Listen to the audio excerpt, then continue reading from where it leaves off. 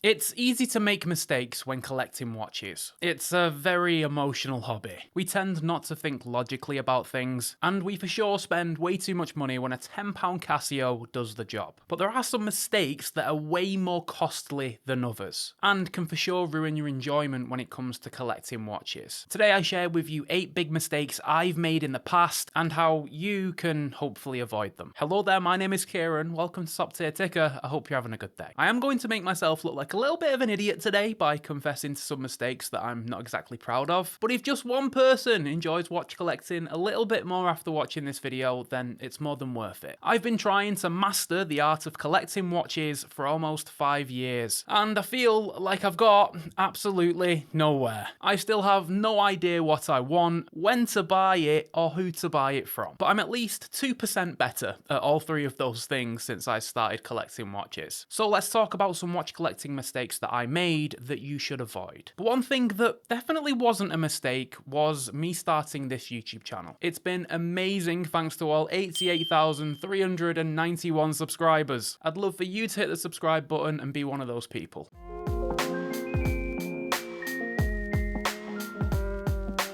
Now, this first one is a mistake that I do take full responsibility for, but also sometimes you just expect a little bit better from watch brands. I was heavily crushing on a Baltic HMS 002, a beautiful sector dial, a gorgeous beads of rice bracelet, and the perfect sizing. I sat on it for a while, probably about 6 months before I bought it, but eventually I did pick one up. Now, there's actually 2 mistakes made here. Firstly, not doing enough research, and secondly, assuming the watch brand was more competent than they are. You see, the design lived up to the photos in person. It looked just as good in the metal as it did on the website. But I didn't quite do my full research on this watch. I didn't know that this one came with a ghost date position. That's when you pull out the crown to the first position, and it would typically change the date, but there's no date window on the dial. Now, for whatever reason, I just can't have a ghost date position on my watch. It just hurts my feelings, and it just feels like sloppy watchmaking. There's a date window under the dial, I can change it, but I can't see it. Now, I assumed when buying this watch that a big brand like Baltic wouldn't be so amateur with their movement choice. A time-only watch should have a time-only movement. Otherwise, just cut out a date display on the dial and show the date wheel. So after wearing that Baltic literally once, I decided to sell it. I don't want to wear a watch with a ghost date. It just feels incomplete and honestly cheapens the experience. You wouldn't catch a proper watchmaker doing this with their watches. So after just one singular wear, I sold this watch for a £150 loss on eBay. So I basically paid 150 quid to peel off the stickers and wear it for a singular day. And that's because I didn't do enough research, and I wrongly assumed that Baltic would use a time-only movement in a time-only watch. After all, this is only a Miyota 8000 movement. There's a version that is time-only. Why wouldn't they just use that one instead? Makes zero sense to me, but I promise I'm over it anyway. The tip here is to research the watch entirely. Don't rely on watch brands to deliver a watch without flaws, because that doesn't always happen.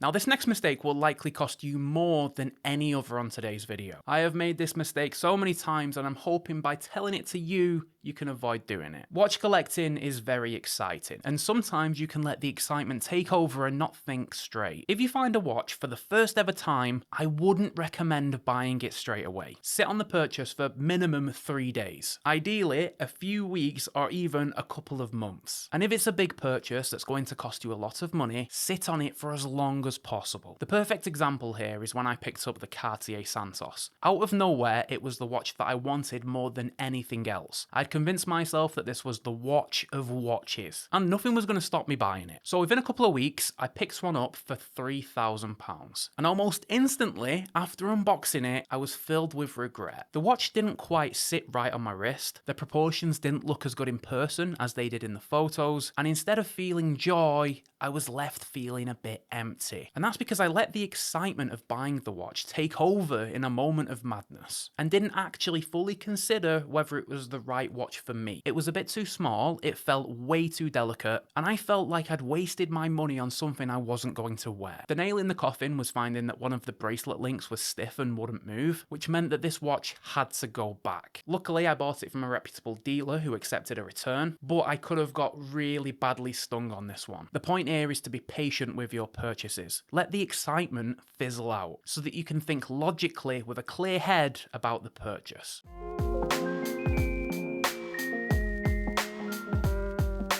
So this is another mistake that I have made plenty of times, but one that can cost you a lot of money and a lot of time. Every watch collector has their own set of rules, whether it be limiting your collection to a certain size, avoiding a certain style of watch, maybe not spending over a certain amount on any singular purchase. What I found is that you can sometimes convince yourself to break your own rules, or simply neglect that you even set rules in the first place, and you end up doing something that you ultimately regret. For example, I like to have a nice small collection of watches. My ideal amount is between 8 and 12. That's more than enough to have plenty of variety and have some spaces to have some fun with some quick flings. But earlier, just this year, I managed to convince myself that I needed a larger collection. I planned to take my core collection from 8 all the way up to around 30. And well, the mission was successful. I now had a huge watch collection. The only problem was when I got to that large collection, I was so stressed out because I simply had too many. The reason why I limited my collection in the first place is because I hate having watches all over the house and in 4 different watch boxes. But I pushed those rules to one side and just let things get out of hand. And all that ended up happening is me selling around 30 of these watches and slimming the collection back down, which means you end up losing money on watches and you have to spend so much time finding them a new home. Please follow your collection rules. However strange they might be, you set them for a reason. Because once you start to think clearly again, you're just left with more work to fix your old mistakes.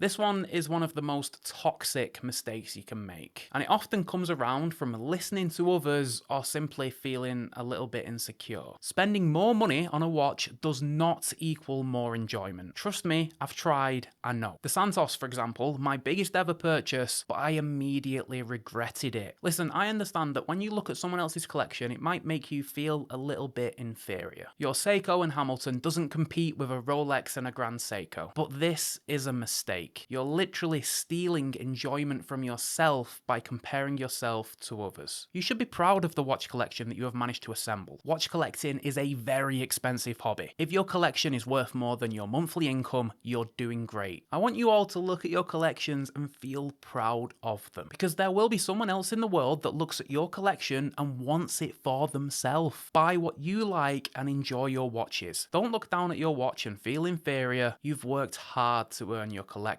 I get tons of comments on my state of the collection videos with people calling my watches cheap and saying that they're crap. Those are people just projecting their own insecurities. They feel that I need to have more expensive watches or watches from luxury watch brands to earn their respect. But guess what? I don't want the respect. I enjoy my watches, they put a smile on my face, that's all that matters. Collect what you like, enjoy what you have, don't compare yourself to others, and don't let anyone convince you otherwise.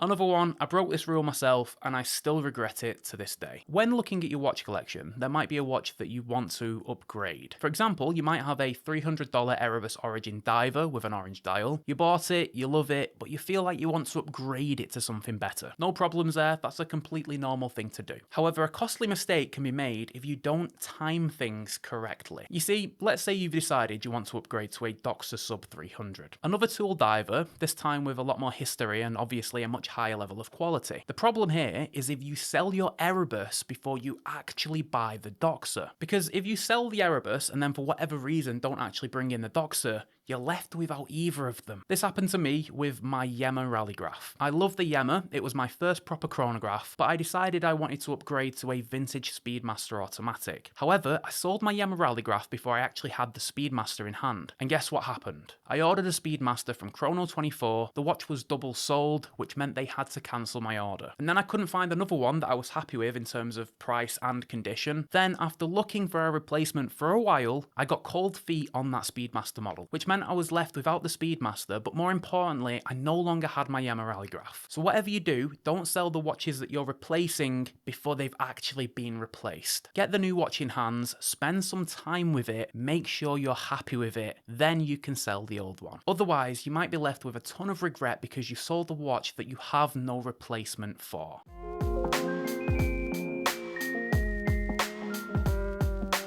So this is a mistake that I don't think anyone has talked about before, at least to my knowledge, but one that can save you a lot of money and help you enjoy your collection a little bit more. It's no secret that a lot of watch brands cut corners when it comes to their supplied straps or even their bracelets on their watches. Seiko, for example, offers subpar bracelets, and almost every watch brand has offered a rubbish leather strap with a watch at one point or another. This one might seem obvious, but whatever you do, don't stick with the supplied strap or bracelet if you're not enjoying them, whether it be how they look on the watch or how they feel. I've said it before and I'll say it again. The secret to having an epic watch collection is to have an even better strap collection. I've had it where the supplied strap is awful and it's made me not want to wear the watch. But then I've put it on a new leather strap and it's like a whole new piece. All of a sudden the design comes to life, it's a pleasure to wear, and it looks $1,000,000 on the wrist. And you don't need to spend a lot of money to get a good watch strap. There's some brilliant ones for less than £20 on the likes of AliExpress. Watch brands seem to stick their watches on any old thing. That doesn't mean you have to wear it. In fact, barely any of my watches get worn on the supplied strap. And the same goes for the bracelet. If they aren't great quality, try it on an FKM rubber or a mesh strap. It could genuinely transform your enjoyment for the watch and save you selling your watch for a loss because you don't like it. And I know finding good straps can be difficult. I've bought hundreds of them, some of them are crap. So I'll leave 5 of my favourites from AliExpress affiliate links below. All of them under £20 and offer excellent quality for the cash.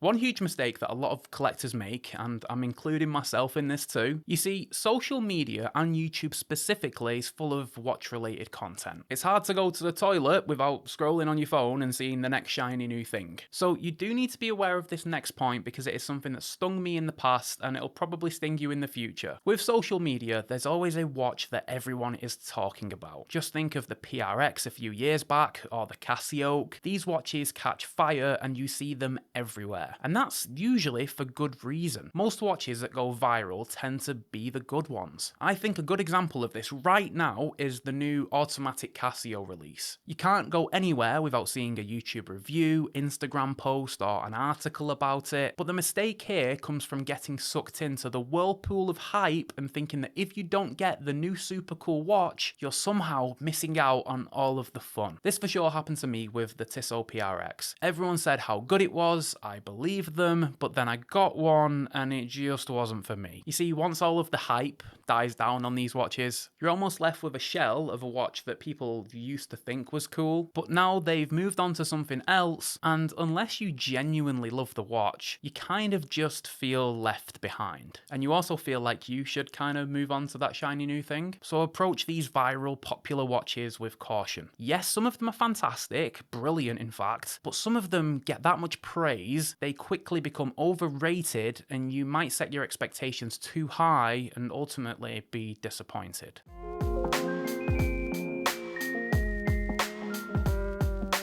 Now, I'm a massive advocate when it comes to vintage watches. There are some absolute gems when it comes to this area of watch collecting, and you can often find some stupidly cheap watches when compared with their modern counterparts. The perfect example is my Neo Vintage Seamaster Professional. These can be picked up for around £3,000 in great condition with box and papers. Compare that with a modern Seamaster that's going to cost you £6,000 minimum. But vintage watches are a minefield. For example, I picked up this beautiful little Oris dress watch on eBay for £100. The watch was sold as fully working, and it did fully work for a very short while. After a week of owning this watch, it completely stopped. Now, it was a quartz watch, so I just assumed that the battery was flat, but after 3 new batteries had been tried and the watch still didn't work, it was clear that I was sold a dud. Another example, I bought this vintage Timex tank just a few weeks ago. The seller listed it as fully working, which it technically is, but you need a machine to wind the thing. wrong. It's stiffer than a Sunday morning hangover, and a bad one at that. There is no way I'd spend 15 minutes winding this watch and losing half of the skin on my finger. And I can't sell this watch because morally it isn't the right thing to do. The point here is to make sure you ask questions about the movement when you're buying a vintage watch. How does it actually run? Have they had any problems with it? And how's the winding? Do you need a machine to do it? Because although vintage watches are very well priced and often a lot more beautiful than modern watches, older movements tend to have a lot more problems than modern ones. So please make sure they're running well. Now, I want you to share your watch collecting mistakes down in the comments. And if you've got some time, I also want you to spend a couple of minutes reading everyone else's mistakes. You could find a gem of information that could help you enjoy your collection just that little bit more. And the YouTube algorithm thinks you're going to love this video right here. I don't know what it is. It might be a good one, might be bad, who knows? Go and check it out, see if YouTube got it right, and I'll see you over there. Bye for now.